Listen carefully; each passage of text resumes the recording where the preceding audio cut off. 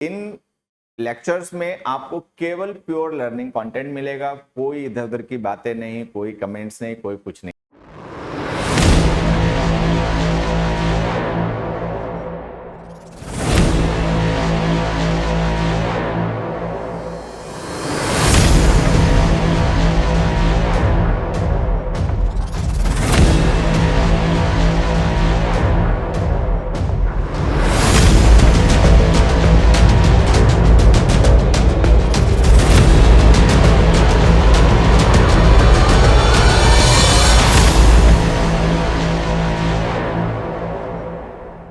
Hello dear learners, अगर आप SSC exam जैसे कि सीजीएल, सीपीओ, सीएचएसएल, एमटीएस की तैयारी कर रहे हैं और इंग्लिश में और अच्छी अपनी तैयारी करना चाहते हैं, बेहतर करना चाहते हैं इंग्लिश में अपने स्कोर को, उसके लिए आपको चिंता है। तो आपकी इस चिंता को दूर करने के लिए, आपकी तैयारी में आपकी मदद करने के लिए हम लेकर आ रहे हैं एसएससी अभिनय मैथ्स यूट्यूब चैनल पर इंग्लिश का एक रिकॉर्डेड बैच, जिसमें आपका ग्रामर, रीडिंग कॉम्प्रिहेंशन और वोकैब इन सबकी तैयारी करवाई जाएगी। अच्छी बात है कि इन लेक्चर्स में आपको केवल प्योर लर्निंग कंटेंट मिलेगा, कोई इधर उधर की बातें नहीं, कोई कमेंट्स नहीं, कोई कुछ नहीं, जिससे कि आपके टाइम का मैक्सिमम यूटिलाइजेशन हो और कम समय में आप फोकस के साथ में अच्छी तैयारी कर पाए, अच्छा सीख पाए, जिससे कि आपके सिलेक्शन का सपना इस बार ही पूरा हो। तो ये क्लासेस आपको मिलेंगी रोज सुबह 9 बजे। तो हमसे जुड़ना ना भूलें, एसएससी अभिनय मैथ्स यूट्यूब चैनल पर रोज सुबह 9 बजे। अच्छी तैयारी करें, अच्छा सीखें और अपने सपनों को पूरा करें। All the best dear learners. Good morning dear learners. आइए क्लासेस स्टार्ट करते हैं। कैसे हैं सभी लोग? चलिए भाई, तो आज हम लोगों की प्रैक्टिस क्लास 4 आ जाओ। तो आज हम लोग ना कुछ मैं और आप लोगों के लिए अच्छे क्वेश्चंस लेकर आया हूं। आ जाओ डिस्कस करते हैं। देखो, क्वेश्चंस पढ़ेंगे और जैसा भी जो भी समझ में आएगा आंसर बताएंगे, ठीक है? चलो, ये सारे बच्चे क्वेश्चन देखें और आंसर बताएं।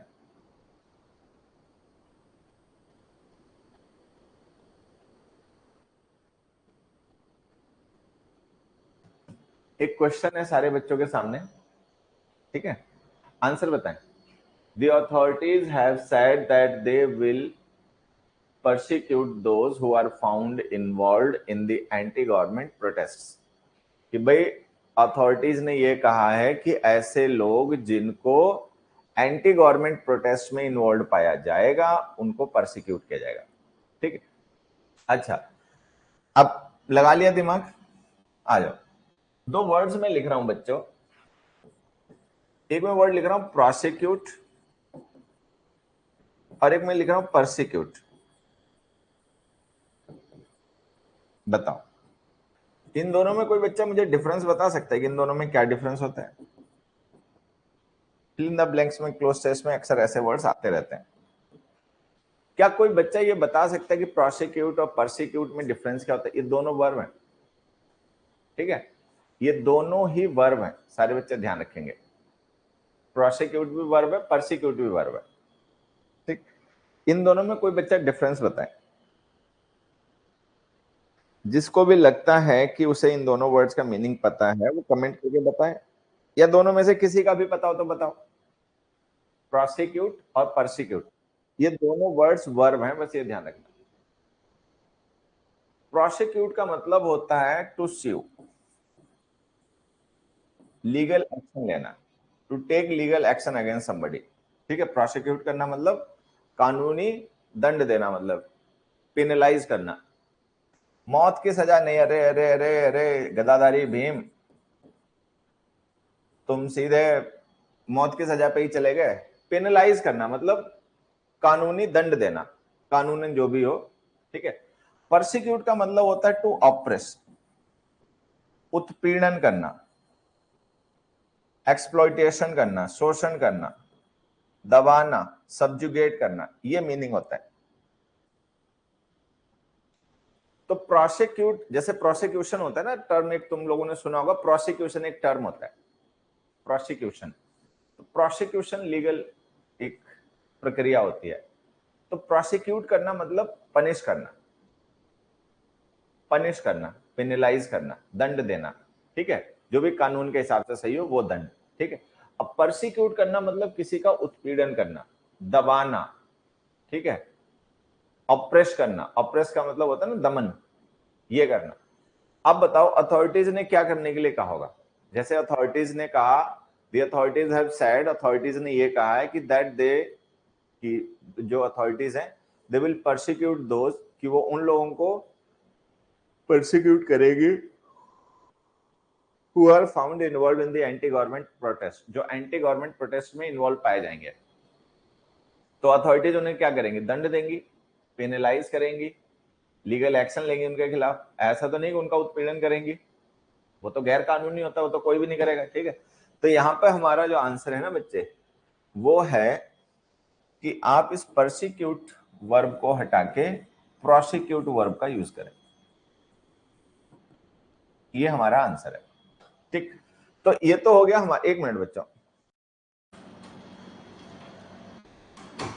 ठीक है बच्चों, तो इसका आंसर तो ये है कि आपको प्रोसिक्यूट लिखना है। अगर ये बात आप लोगों को पहले से पता थी प्रोसिक्यूट और परसिक्यूट का डिफरेंस, तो ठीक है, नहीं तो अभी आगे हमेशा ध्यान रखना।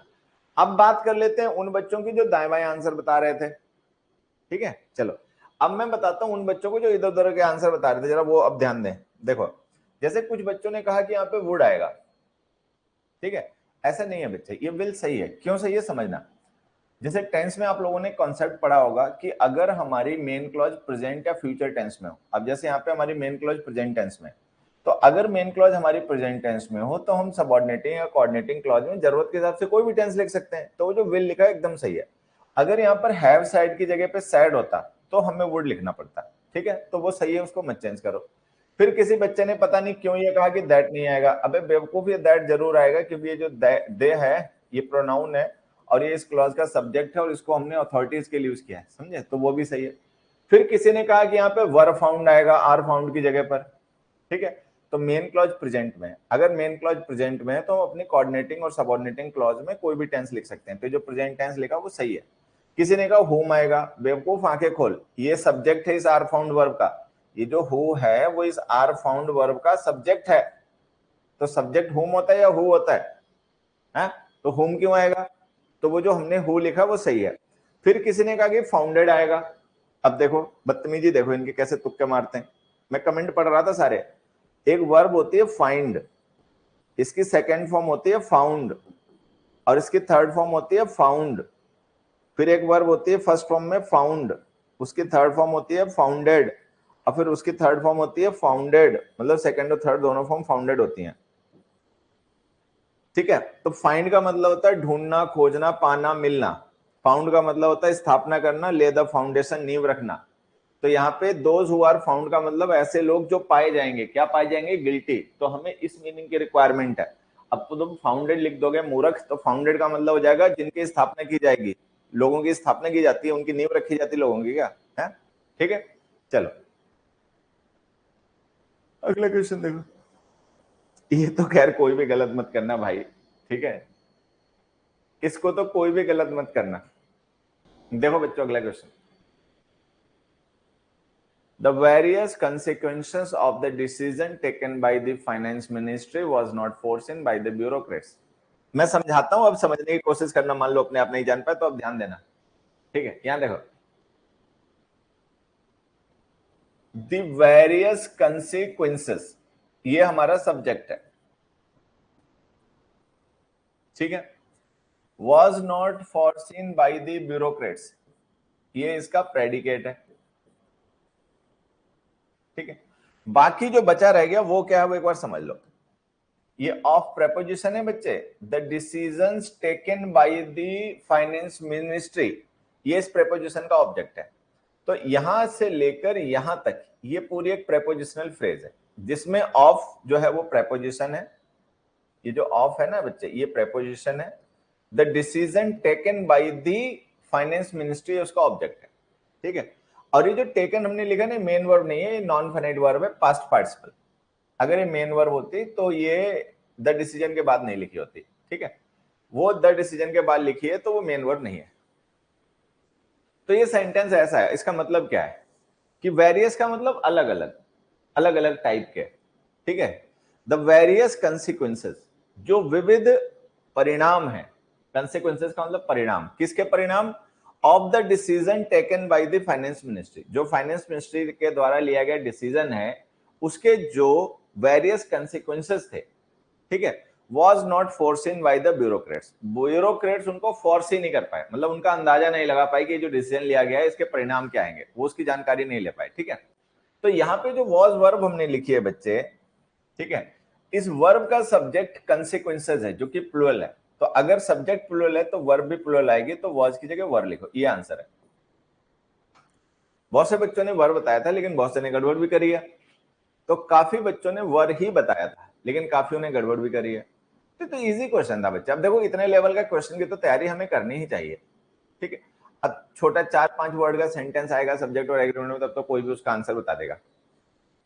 तो यहां पर हमें ध्यान में रखना है कि जो हमारा सब्जेक्ट है द वेरियस कंसिक्वेंसेस, उसके साथ में वर्ब प्लूरल आएगी, तो जो वाज नॉट फोरसीन हमने वर्ब लिखी है वो गलत थी, तो हमने उसकी जगह वर नॉट फोरसीन लिख दी, ठीक है। तो जिन बच्चों ने वर बताया था, चाहे समझ के बताया था चाहे बिना समझे बताया था, लेकिन उनका आंसर सही था।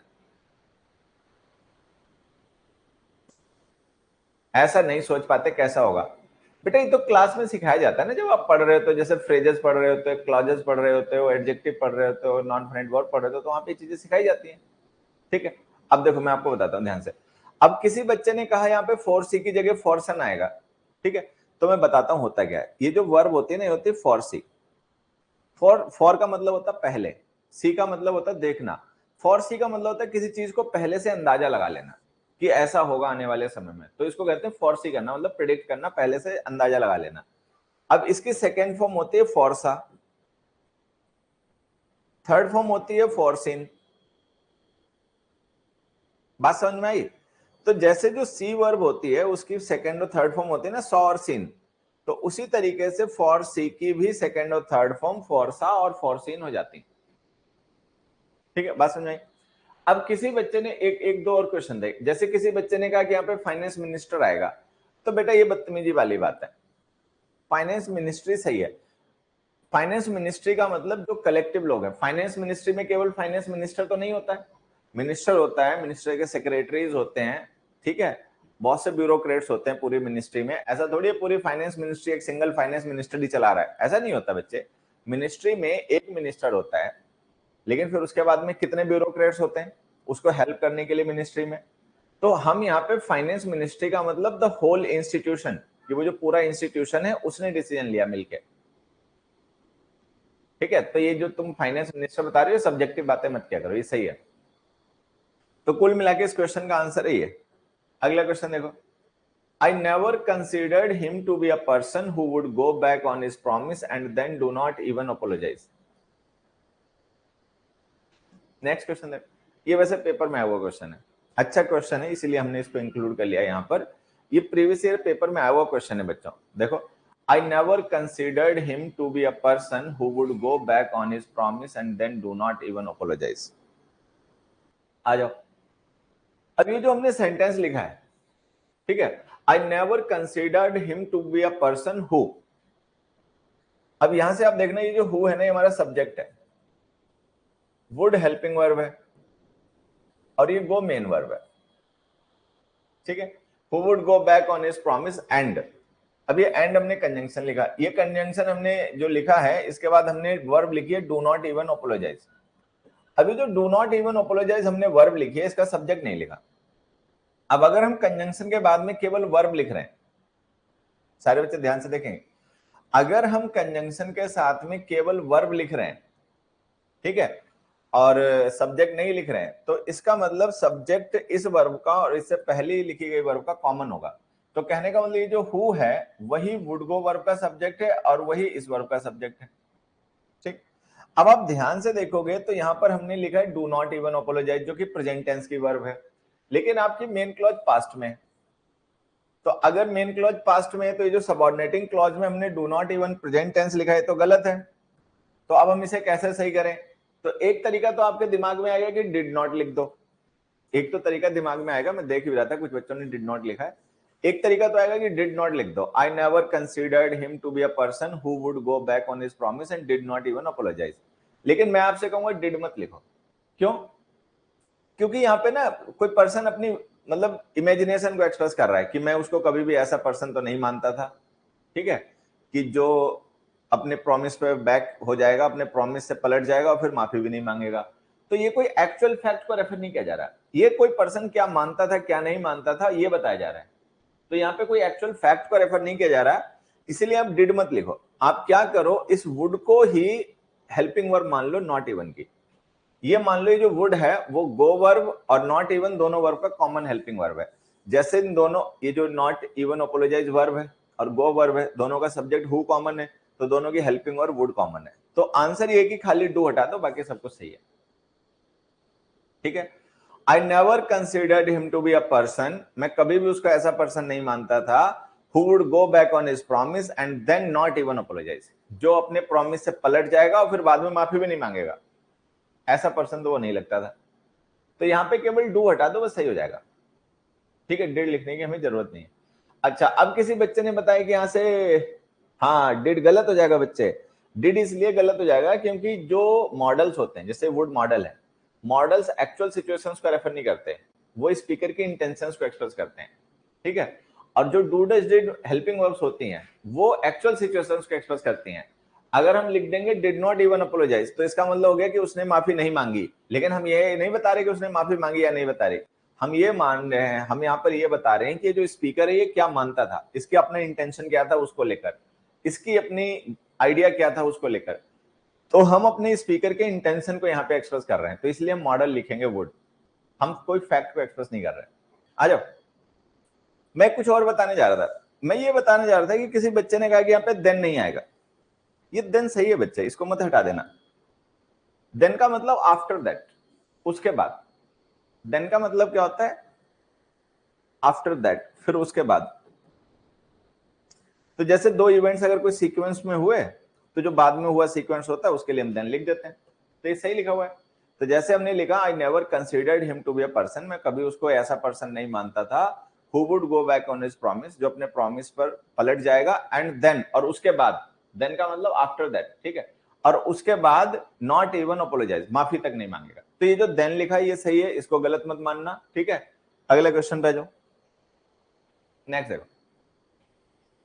The new taxation rates announced by the government are bound to affect the export sector.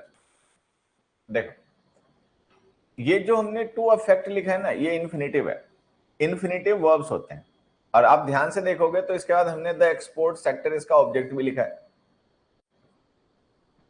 ठीक है। ऑब्जेक्ट जो होते हैं वो प्रेपोजिशन के और वर्ब के ही होते हैं।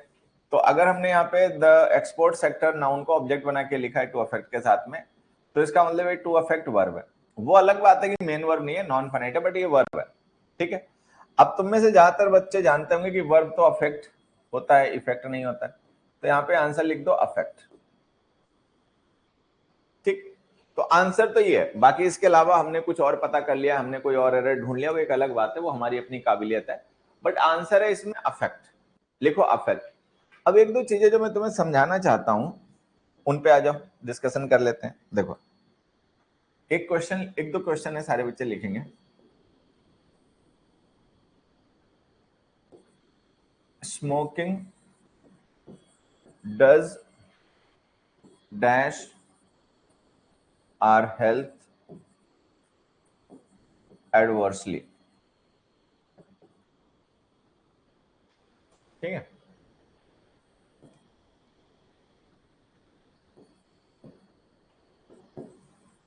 The dash of the medicine is long lasting। ठीक है। तीसरा,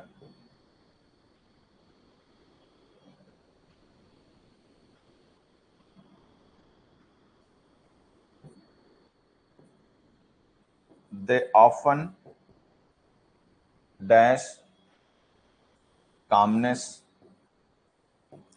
when they are nervous।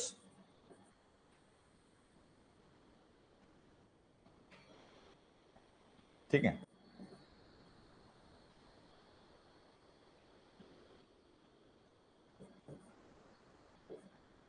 The coach of the team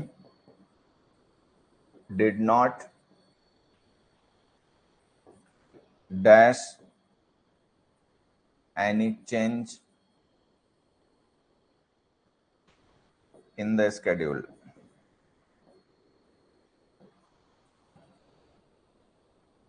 चलो, अभी मैंने यहाँ पे ना क्वेश्चंस लिखे हैं तुम्हारे लिए, 4 क्वेश्चंस हैं और इन क्वेश्चंस में ब्लैंक्स को फिल करना है। ब्लैंक्स को फिल करने के लिए तुम्हें मैंने ऑप्शन दे दिया एक अफेक्ट और एक ऑप्शन दे दिया इफेक्ट। चलो भाई सभी लोग आंसर बताएं। ये है ए और ये है बी, सभी लोग आंसर बताओ। फिर से समझ लो, ये 4 क्वेश्चंस हैं और वो 2 ऑप्शंस हैं, ठीक है। उनका यूज इन चारों क्वेश्चंस में करना है, कौन सा ऑप्शन किस में आएगा सभी लोग बताएं। चलो अब आ जाओ, थोड़ा सा समझ लेते हैं इन वर्ड्स को, फिर उसके बाद आंसर करना। ये जो अफेक्ट वर्ड हमने लिखा ना बच्चे, ये वर्ब है, ठीक है। और ये जो वर्ब है और इसके 2 मीनिंग होते हैं एज अ वर्ब। एक इसका मतलब होता है टू इम्पैक्ट, टू इम्पैक्ट का मतलब प्रभाव डालना, असर करना।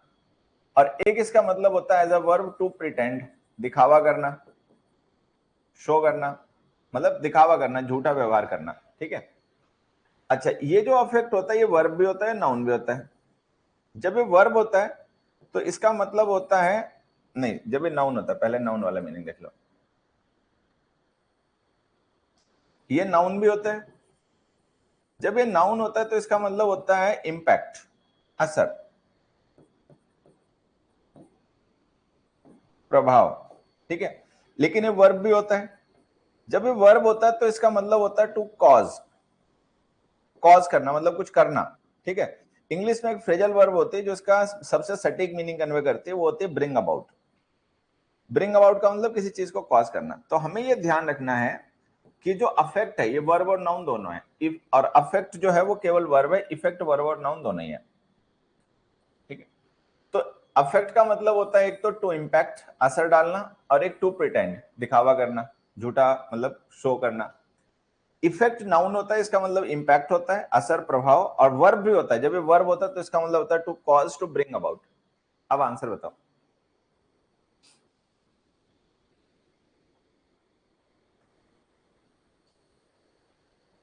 अब मुझे लगता है थोड़ा बहुत ज्यादा समझ में आएगा। अब देखो, ये जो हमने सेंटेंसेस लिखे ना बच्चे, आप इनमें ध्यान से देखोगे तो यहाँ पे वर्ब की रिक्वायरमेंट है, ठीक है। यहां पर नाउन की रिक्वायरमेंट है क्योंकि सब्जेक्ट चाहिए ना, यहां पर वर्ब की रिक्वायरमेंट है और यहां पर वर्ब की रिक्वायरमेंट है। जो जिस सेंटेंस में नाउन की जरूरत है वहां तो इफेक्ट लिख दो, क्योंकि अफेक्ट तो नाउन होता नहीं है, तो यहां तो इफेक्ट आएगा, कंफर्म है, ठीक है। बाकियों में हमें देखना है कि बाकी तीनों में हमें वर्ब की रिक्वायरमेंट है। तो अब हमें ये देखना है कि वर्ब की तो हमारे पास 3 मीनिंग है। एक मीनिंग है टू इम्पैक्ट, एक मीनिंग है टू प्रिटेंड, एक मीनिंग है टू कॉज। अब हमें ये देखना है कि कहां पर हमें कौन से मीनिंग की रिक्वायरमेंट है। तो देखो, स्मोकिंग डज, क्या लिखे यहाँ पे, smoking does pretend our health, smoking does impact our health, smoking does cause our health. तो स्मोकिंग हमारी हेल्थ को कॉज नहीं करती है लेकिन इंपैक्ट करती है। और कैसे इंपैक्ट करती है, एडवर्सली। तो यहाँ पे आएगा अफेक्ट। अफेक्ट का मतलब यहां पर है इंपैक्ट। अब इसमें आ जाओ, they often dash calmness when they are nervous. अब हमने कहा कि जब वो नर्वस हो जाते हैं तो वो शांत रहने का दिखावा करते हैं, मतलब वो प्रिटेंड क्या करते हैं, कामनेस, लेकिन एक्चुअल में वो काम होते नहीं है, होते हैं वो नर्वस, लेकिन शो ऐसे करते हैं जैसे कि वो शांत हैं, ठीक है। तो यहां पर भी आएगा अफेक्ट, और इस अफेक्ट का मतलब है प्रिटेंड, ठीक। अब इसमें आ जाओ, the coach did not cause any change, कि कोच ने कोई चेंज नहीं किया, मतलब जैसा शेड्यूल था वैसे रहने दिया, उसमें कोई छेड़खानी नहीं करी। तो कॉज मीनिंग की रिक्वायरमेंट है, कॉज मीनिंग होता है इफेक्ट का। तो ये आंसर है, the coach of the team did not effect any change in the schedule. आगे समझ, बहुत अच्छी बात है। बाकी अपना रिवीजन कर लेना, कोई छोटी मोटी बात तो नहीं समझ में। अगला क्वेश्चन देखो, he was caught red-handed and could not dash the charges।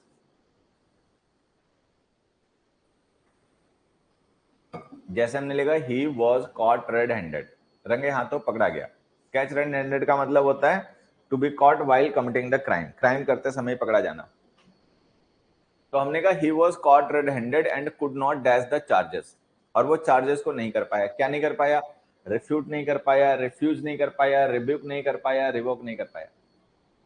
अब देखो इन वर्ड्स के मीनिंग समझना। चलो, रिवोक का मतलब होता है टू कैंसिल,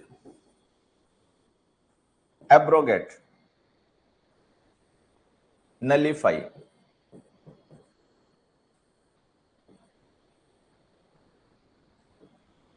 इनवैलिडेट।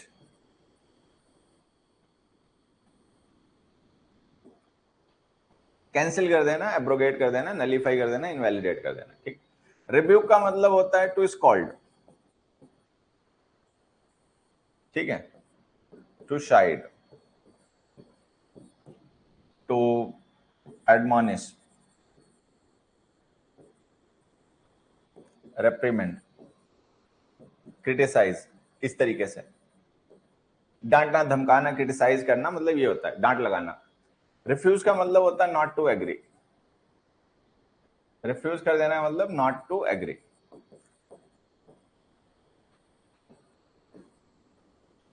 ठीक है, मतलब एक्सेप्ट नहीं करना, एग्री नहीं करना, रिफ्यूज कर देना। ठीक है। रिफ्यूट का मतलब होता है टू डिनाई, खंडन कर देना, टू चैलेंज, चैलेंज करना कि भाई ऐसा तो नहीं है। ठीक। अब जब ये मीनिंग तुम्हें समझ में आए होंगे तो अपने आप जान जाओगे यहां पर आंसर ही है।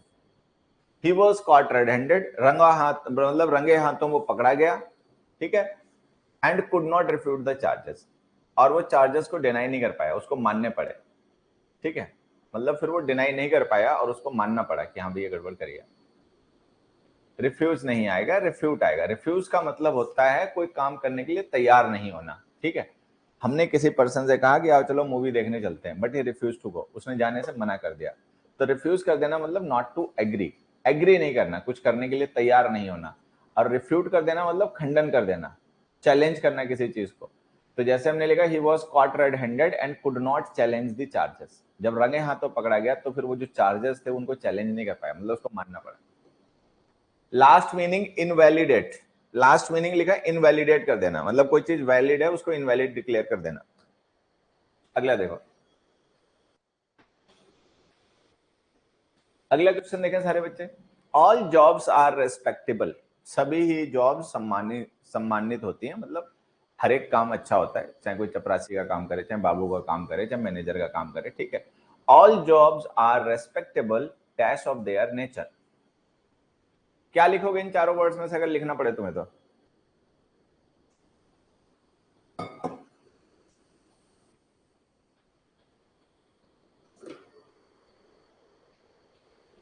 चलो अब देखो,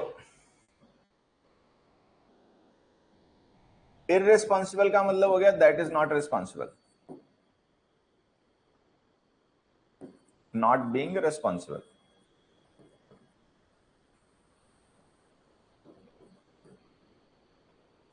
ठीक है, इमटेरियल का मतलब नॉट नेसेसरी, नॉट नेसेसरी मतलब कुछ ऐसा जो अननेसेसरी है, एक्स्ट्रानियस है, एक्स्ट्रानियस है, गैर जरूरी है, मतलब जो इररेलीवेंट है। ये जो इररेलीवेंट लिखा है ना वो इसका सिनोनिम है इमटेरियल का। ठीक है, इररेलीवेंट का मतलब नॉट रिलेटेड, नॉट रेलिवेंट, ये हो गया। इररेस्पेक्टिव का मतलब हो गया not with standing the fact, not with standing the fact. ठीक है, और यही हमारा आंसर है। ठीक है, इररेस्पेक्टिव ऑफ का अगर मैं मतलब थोड़ा सटीक मीनिंग बताऊं जो सबको समझ में आ जाए तो हम ऐसे कर सकते हैं, विद नो रिगार्ड,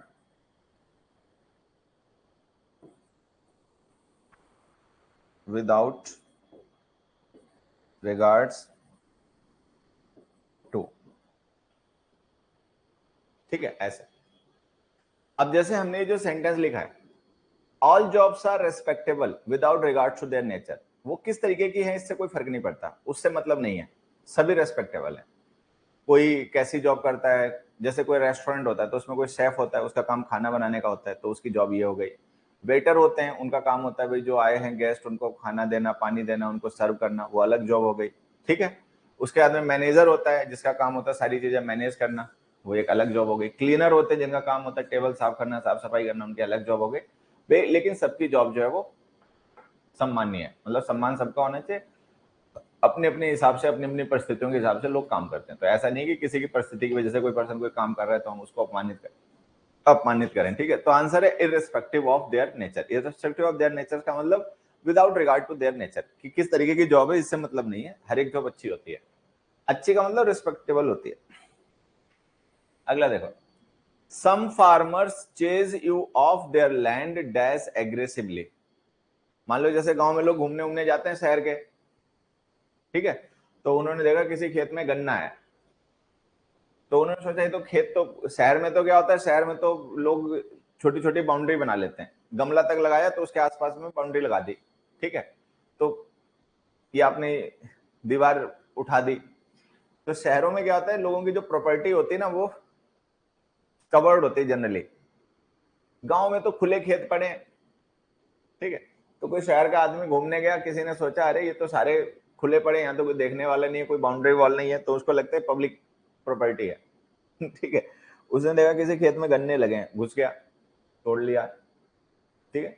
या उसने देखा किसी खेत में कुछ और लगा हुआ है, घुस गया अपना। लेकिन फिर वो जो किसान है जिसका वो खेत है उसने दौड़ा लिया, ठीक है। सम फार्मर्स चेज यू ऑफ, दौड़ा देते हैं तुम्हें अपने खेती से, लैंड से। कैसे, ये हमें बताना है। तो अब आप यहां ध्यान से देखो, ये जो वर्ड हमने लिखा ना एग्रेसिवली, ये एडवर्ब है, और हमें एक ऐसा वर्ड लिखना है जो इसको डिस्क्राइब करे। तो अब चूंकि एडवर्ब है तो इसे कोई एडवर्ब भी डिस्क्राइब कर सकता है, और तो कोई डिस्क्राइब नहीं कर सकता, तो हमें वहां पे एडवर्ब लिखना है। अभी जो वर्ड्स हैं इनको एक बार समझना, ये जो क्वाइट, ये क्वाइटली और ये क्वाइट जो हमारे वर्ड्स हैं, ठीक, इनमें से ये जो क्वाइट है ये एक एडवर्ब है, ये क्वाइटली भी एक एडवर्ब है, और ये क्वाइट एडजेक्टिव है, और ये कोई वर्ड नहीं है, ये ऐसे लिख दिया, मतलब ये है ही नहीं कोई, ये कोई वर्ड नहीं होता इंग्लिश में, ठीक है, हटा दो। तो ये जो तीन वर्ड हैं इनमें क्या डिफरेंस है ये समझिए। ये जो क्यू आई टी क्वाइट हमने लिखा है ये एडजेक्टिव होता है बच्चे, और इसका मतलब होता है साइलेंट, ठीक है। और ये जो Q I E T L Y हमने क्वाइटली एडवर्ब लिखा वो इसी की एडवर्ब फॉर्म होता है, और उसका मतलब होता है साइलेंटली, ठीक है। और ये जो क्वाइट हमने लिखा है टू, इसका मतलब हो गया टू अ ग्रेट एक्सटेंट, ये एडवर्ब ऑफ डिग्री होता है, टू अ ग्रेट एक्सटेंट,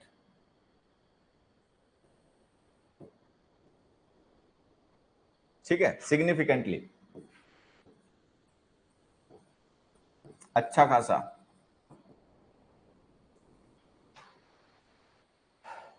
ठीक है।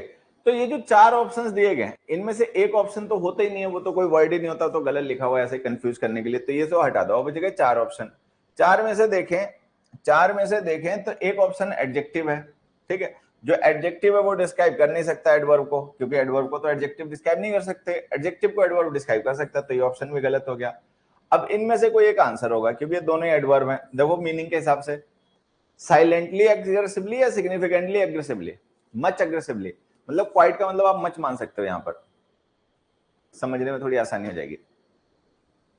तो ए आएगा कि कुछ किसान ऐसे होते हैं अगर आप उनकी जमीन में घुस गए, उनके लैंड पे, खेत पेत में, तो फिर आपको कस के दौड़ा लेते हैं एग्रेसिवली, लाठी डंडा लेकर, ठीक है। कोई तो होगा प्यार से कहेगा कि भैया बाहर हो जाओ, ठीक है। कोई होगा रुकेगा, रुक तेरी तो, और लाठी लेके दौड़ा लिया, ठीक है। तो इसमें आंसर आएगा ये वाला क्वाइट, क्वाइट एग्रेसिवली, बड़ा एग्रेसिवली वो दौड़ाते हैं आपको, ठीक है।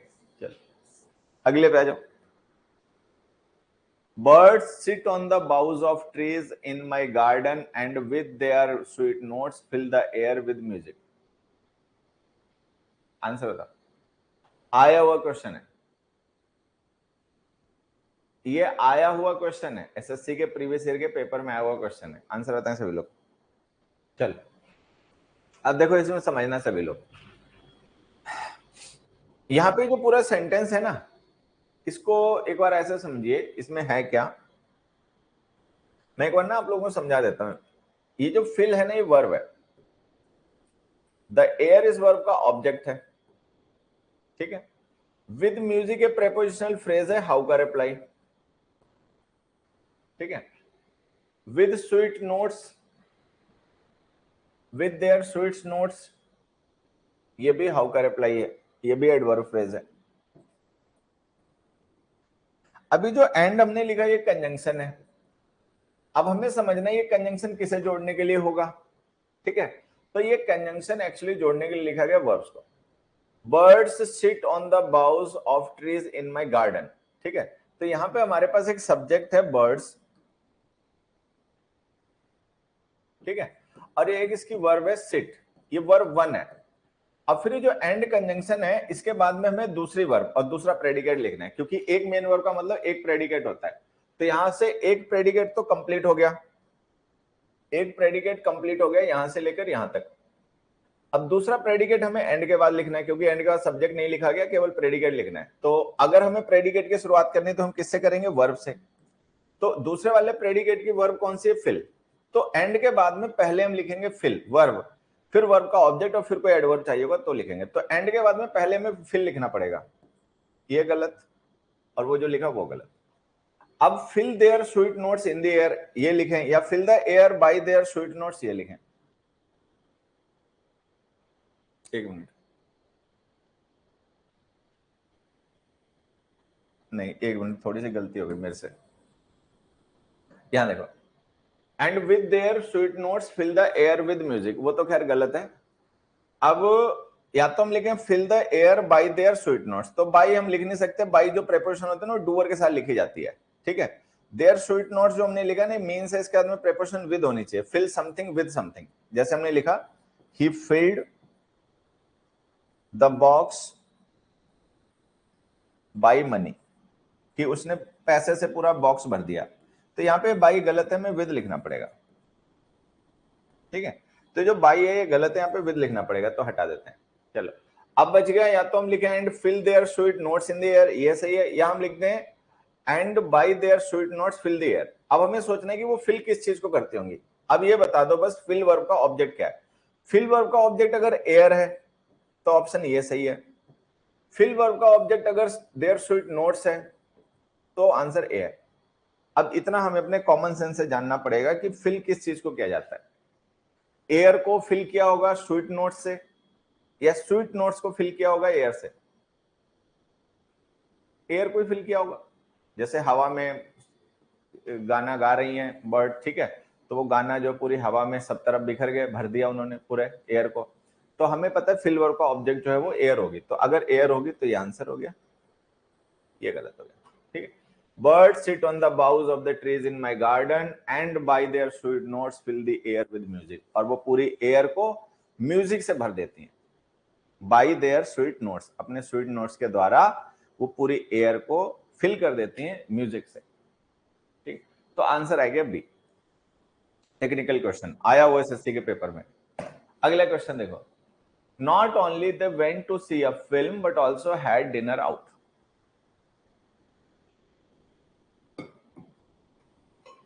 एयर को फिल के नोट से, एग्जैक्टली बच्चे।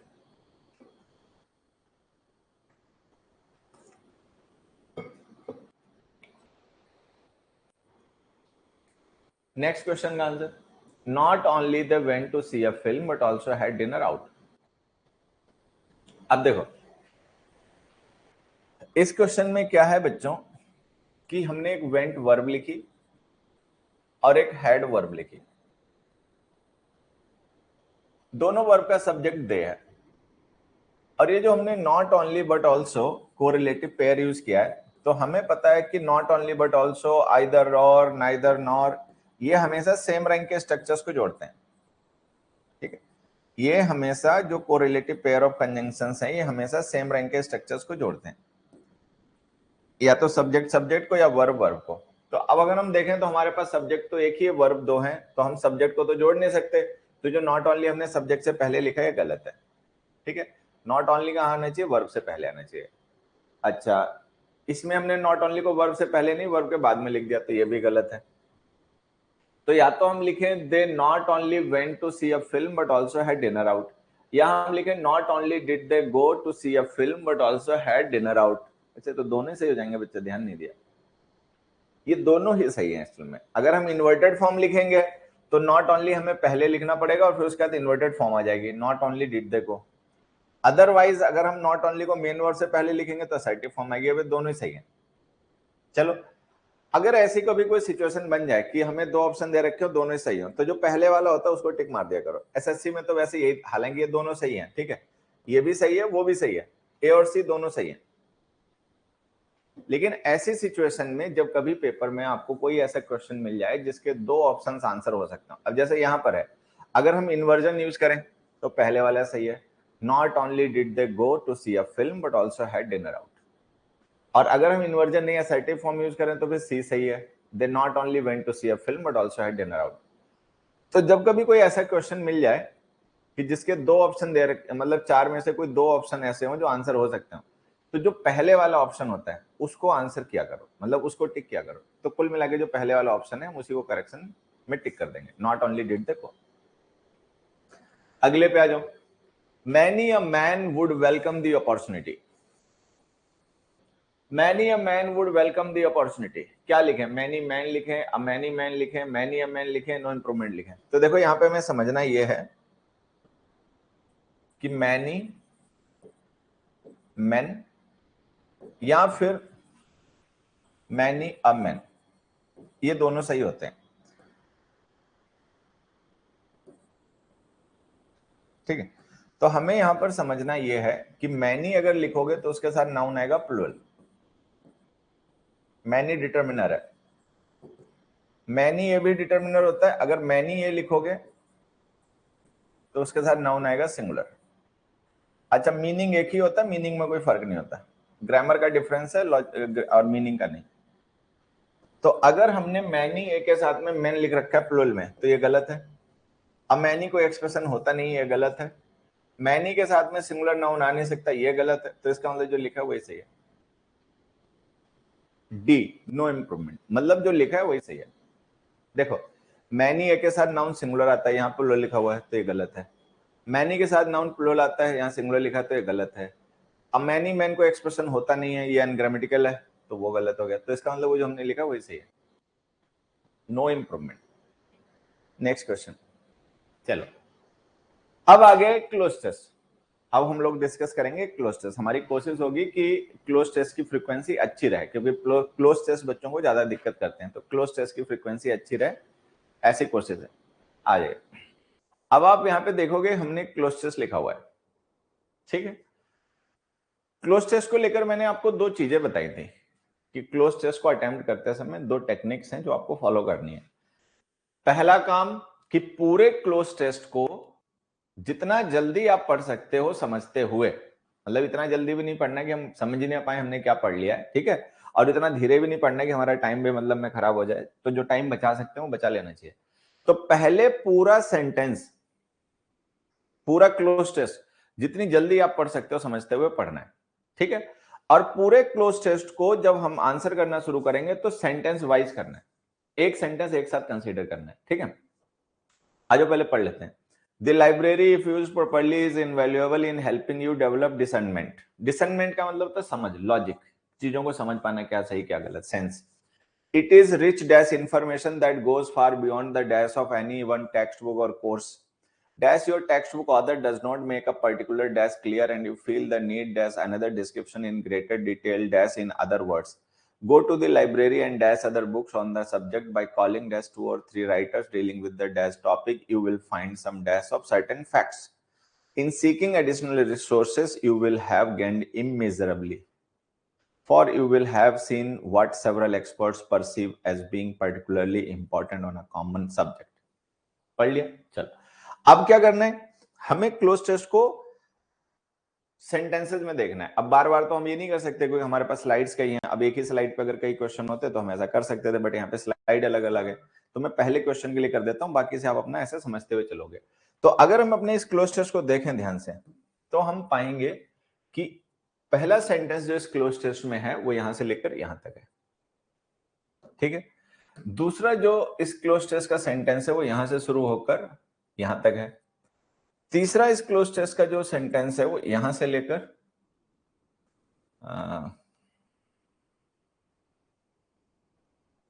यहां तक है, ठीक है। चौथा जो इस सेंटेंस का क्लोज टेस्ट का सेंटेंस है वो यहां से लेकर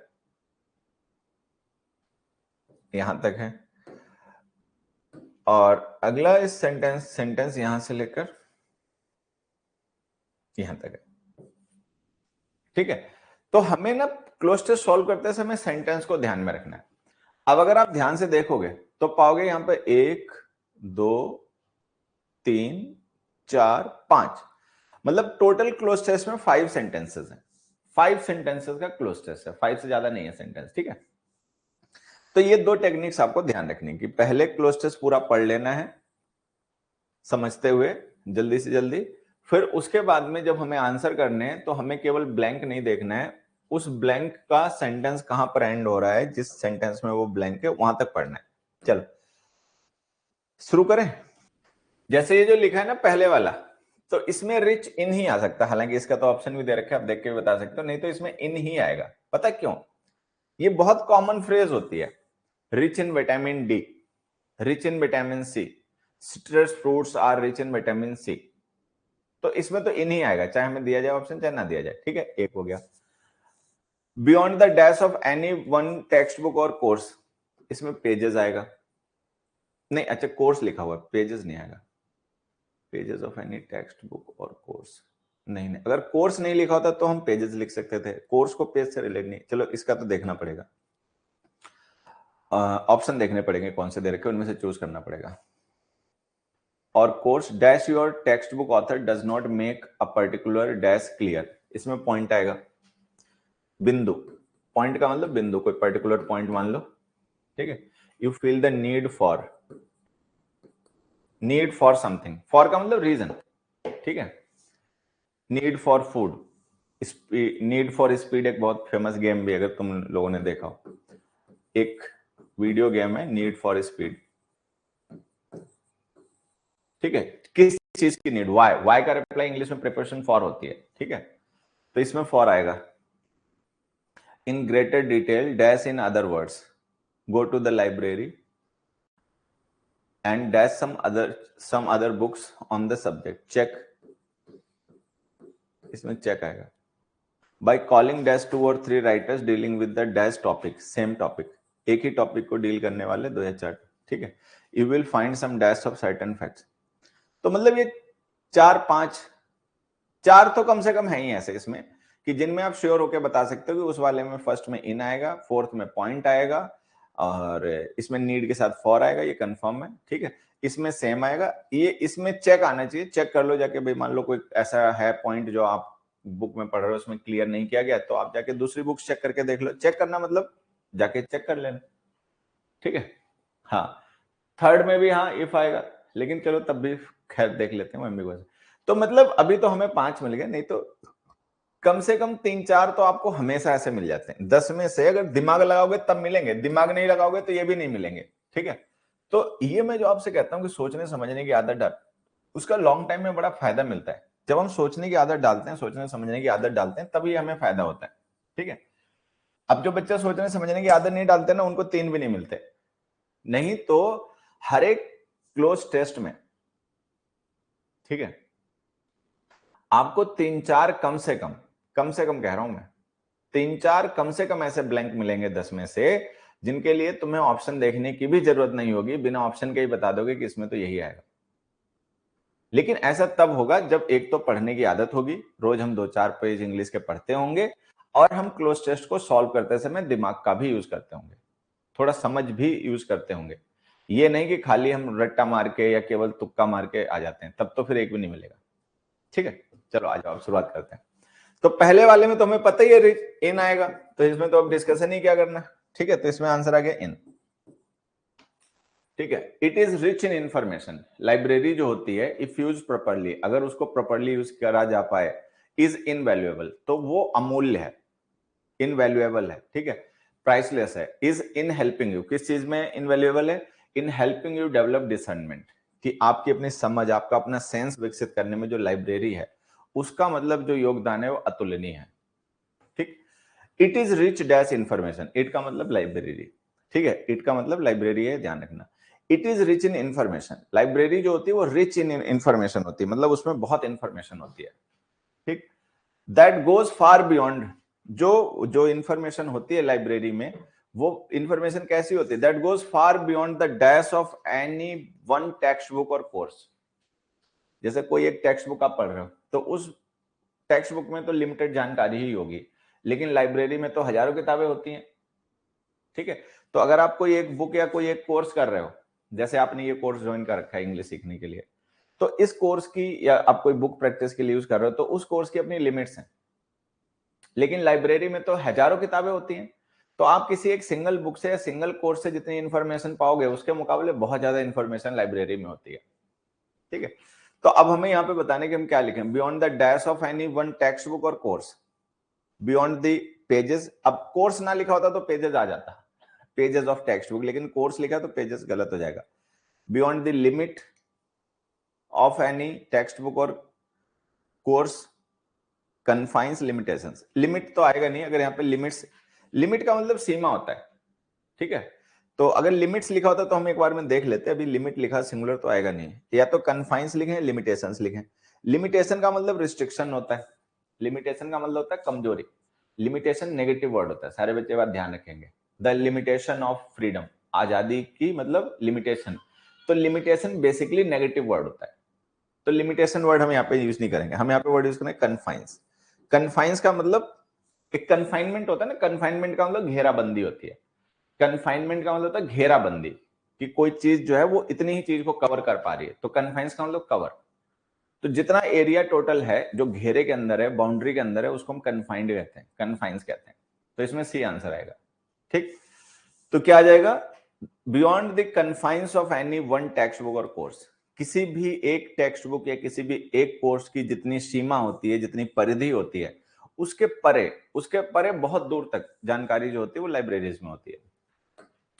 अब लिखा dash your text book author does not make a dash particular clear and you feel the need. अब यहाँ पे एक कंडीशनल टाइप सिचुएशन है कि मान लो आपका जो टेक्स्ट बुक ऑथर है वो किसी पॉइंट को, किसी पर्टिकुलर पॉइंट को क्लियर ना कर पाए और आपको जरूरत हो और ज्यादा एक्सप्लेनेशन की, तो आप क्या करोगे। तो यहाँ पे कंडीशनल टाइप का स्ट्रक्चर है, तो हम लिखेंगे इफ, ठीक। तो इसमें आंसर हो जाएगा बच्चे इफ। एक minute, if your text book author does not make a particular information entry explanation point, ये देखो पॉइंट दे रखा है कि मान लो आपके टेक्स्ट बुक ऑथर है वो किसी एक पर्टिकुलर पॉइंट को ना कर पाए, does not make a particular point clear, तो क्या होगा, and you feel the need, और आपको आवश्यकता महसूस हो, मान लो आपने टेक्स्ट बुक में कोई चीज पढ़ी तो कोई पॉइंट जो है वो ऑथर ने उसको क्लियर नहीं करा, ठीक है, सुपरफिशियली टच करके आगे चला गया, तो ऐसे में अगर आपको जरूरत महसूस हो, you feel the need, need किस चीज की, वाई का रिप्लाई फॉर प्रीपोजिशन होती है इंग्लिश में, ठीक है, वाई का रिप्लाई जो है वो फॉर प्रीपोजिशन होती है इंग्लिश में। And if you feel need, need for another description, और आपको अनदर डिस्क्रिप्शन की आवश्यकता महसूस हो, ठीक, तो आप क्या करेंगे, another description in greater detail में आपको जरूरत हो, dash in other words go to the library, या फिर दूसरे शब्दों में मान लो टेक्स्ट बुक के ऑथर ने जिस जानकारी को जिन शब्दों में बताया आपको लगे कि नहीं इसी बात को अगर किन्हीं दूसरे शब्दों में बताया जाएगा तो बेहतर समझ में आएगी, तो अल्टरनेशन हो गया, अल्टरनेशन हो गया तो और आ जाएगा, और इन अदर वर्ड्स, या फिर दूसरे शब्दों में, फिर से ध्यान से पढ़ना पूरा सेंटेंस यहां तक। If your textbook author does not make a particular point clear and you feel the need for another description in greater detail or in other words, ठीक है, और आपको आवश्यकता महसूस हो किस चीज की, दूसरे डिस्क्रिप्शन की ज्यादा डिटेल में, या दूसरे शब्दों में आप चाहते हो यही बात दूसरे शब्दों में हमें पढ़ने सुनने को मिल जाए जिससे थोड़ा बेहतर समझ आ जाए, तो वहां पे आ गया और ऑप्शन के लिए गो टू द लाइब्रेरी, तो आप जाओ लाइब्रेरी, अगर ऐसी हो, ऐसी आवश्यकता आपको पड़े, ठीक है, तो आप क्या करोगे, go to the library, library जाओ and dash other books on that subject, और उस सब्जेक्ट पे बाकी बुक्स हैं उनको जाके करो, क्या करोगे जाके, बुक्स को verify, identify, check, collect, check, check का मतलब जांचना, जाओ देखो जाके बाकी बुक्स में क्या जानकारी दे रखी है उस टॉपिक पे। मान लो कोई आप किसी सब्जेक्ट की किसी टॉपिक की बुक पढ़ रहे हो, उस बुक में किसी पर्टिकुलर पॉइंट को क्लियर नहीं किया गया, ठीक है, तो आप जाओ लाइब्रेरी जाके दूसरी बुक्स चेक कर लो, चेक कर लो का मतलब देखो जाके उनमें क्या लिखा उस टॉपिक के बारे में, उस सब्जेक्ट के बारे में, ठीक है, तो ये आ गया, इसमें आ जाएगा check other books on the subject by calling dash 2 or 3 writers with the dash topic, इसमें तो सेम आएगा, कंफर्म है। By calling for, call for तो आएगा नहीं, कॉल फॉर का मतलब होता है रिक्वायर करना, डिमांड करना, ठीक।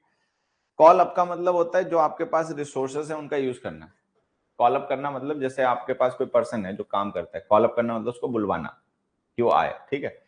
तो कॉल अप का मतलब होता है जो आपके पास रिसोर्सेस हैं, जो आपके पास जानकारी है, उसका यूज करना, ठीक है। डी नहीं आएगा इसमें, आएगा अप, बी पार्ट। तो इसका आंसर है बी, कॉल अप। मैं यहां लिख देता हूं, टू कॉल अप।